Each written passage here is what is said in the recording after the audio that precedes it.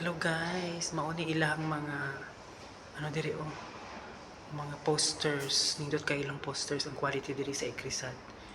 For example, building resilient farm and food systems through innovative ground water management approaches for degraded landscape.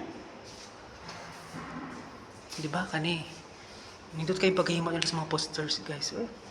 Landscape resource management for sustainable desertification in dry lands. Mita pa talaga kay sila posters no? Kani water budget based cropping system design for sustainable agriculture. Water budget based sustainable intensification of rice fallows and scaling strategies in Odisha. Ba Odisha? Ang mga water management studies ni guys.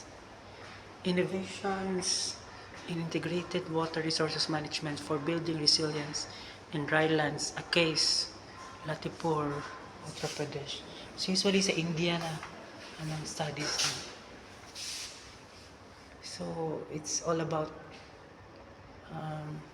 water and then weather. Nice ila paghimo sa ano. The poster, this one is very nice no poster. Very nice looking. Nindot kay ilang mga posters guys. Oh. World class. World class poster. Kani regenerative landscape for transforming smallholder agri-food systems.